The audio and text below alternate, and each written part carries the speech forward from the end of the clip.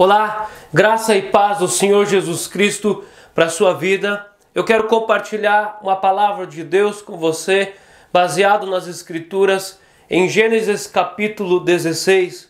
O que fazer quando a esperança vai embora?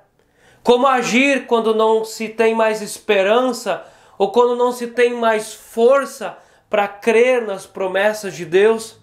Abraão e Sara viviam debaixo de uma aliança feita pelo próprio Deus, que visitou Abraão e fez aliança com eles.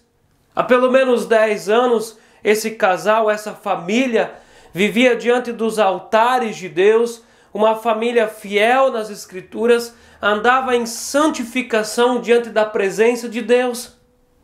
Mas mesmo numa família santificada, crente, fiel na presença de Deus, nós vemos que haviam dramas intransponíveis no coração desse casal.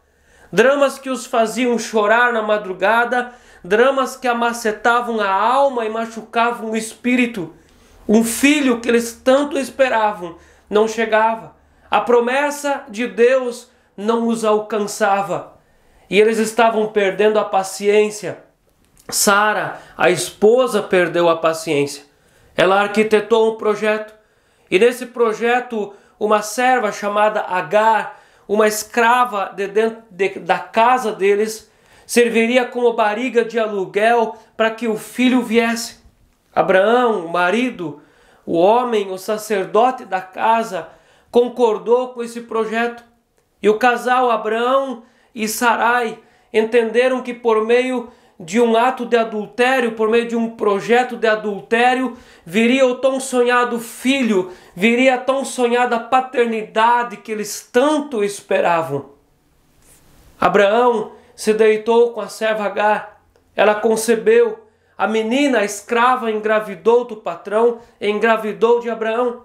Em alguns dias, essa menina grávida, o orgulho dela cresceu, subiu para a cabeça, e ela começou a descer grossa com a sua patroa. Sarai se sentiu humilhada. Sarai humilha essa menina, e essa menina humilhada foge de casa para o meio do deserto. As Escrituras mostram e relatam que Agar foi encontrada por Jesus Cristo, pelo anjo do Senhor, junto a um poço no caminho de Sur. Que esperança que há no deserto! Alguém que foge para o deserto, ainda mais uma menina grávida, desamparada, poderia morrer. E quando a Bíblia fala que Jesus a encontrou, ou o anjo do Senhor a encontrou, em letra maiúscula, nome próprio, se dirige ao próprio Senhor Jesus, que a visitou, consolou o coração, colocou promessas sobre a vida dela, dizendo que seria numerosa a geração daquele menino que ela estava esperando, e mandou ela de volta para casa, para que ela se humilhasse diante da sua serva Sarai e fosse outra vez inserida para o meio da família. Ela voltou e nasceu o menino e eles o chamaram de Ismael. A partir dessa história, desse texto de Gênesis 16, nós podemos concluir pelo menos 6 aplicações, 6 lições para a nossa vida, para a vida de um cristão. Primeira lição: mesmo na casa, na vida de grandes homens e mulheres de Deus, que vivem piedosos na presença do Senhor, mesmo nessa casa, nessa família, podem haver dramas intransponíveis a tal ponto da pessoa esmorecer na fé e perder a paciência nas promessas de Deus. Mesmo andando na presença de Deus e sendo santo, crente de todo o coração, uma pessoa pode passar por dramas difíceis na sua vida. Segunda lição: o pecado, o ilícito, o erro nunca foi e nunca será uma porta ou uma forma que Deus vai abençoar os seus filhos. Todas as vezes que Deus vem e abençoa, derrama uma promessa, abre uma porta, jamais foi por meio do pecado ou por meio de portas ilícitas. Deus sempre abençoa por meio do justo, do honesto, daquilo que é correto. Terceira lição que nós aprendemos por meio dessa palavra: a omissão também é pecado.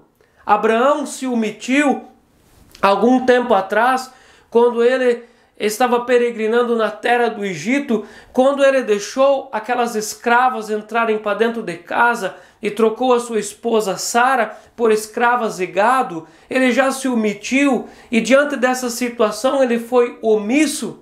Ele foi omisso porque Deus havia dado a ele a promessa de um filho e ele havia ouvido de Deus que o filho da promessa nasceria dele e da sua esposa Sarai. E ele foi omisso. E omissão também é pecado. Quarta lição que nós podemos aprender com o texto. Derramar uma tonelada de mágoa em cima da serva não resolveria a situação que tinha se tornado ainda pior. No verso 2 desse texto de Gênesis 16, nós vemos que Sarai estava magoada com Deus porque Deus havia lhe impedido de ter filhos. E essa mágoa havia cozinhado o seu interior a tal ponto de contaminar a alma. E agora ela derramou uma tonelada de estupidez em cima de uma menina que não havia pedido para estar naquele lugar. Ela havia sido estúpida e cruel com a sua serva chamada Agar. Quinta conclusão, quinta lição desse texto. O orgulho desqualifica a posição de uma pessoa. Agar poderia ter ficado humilhada, humilde na presença de Abraão e Sara e não teria se gerado tanta confusão, mas o orgulho floresceu toda aquela situação. Por isso que o orgulho desqualifica a posição de uma pessoa e fugir quando for humilhado não restaura a posição. Fugir nunca foi a solução para resolver qualquer problema nessa vida. Sexto e última aplicação desse texto. Se Deus não interferisse, aquela situação se tornaria uma tragédia. Tanto aquele menino, aquele feto, como a mãe morreriam no deserto escaldante daquele lugar.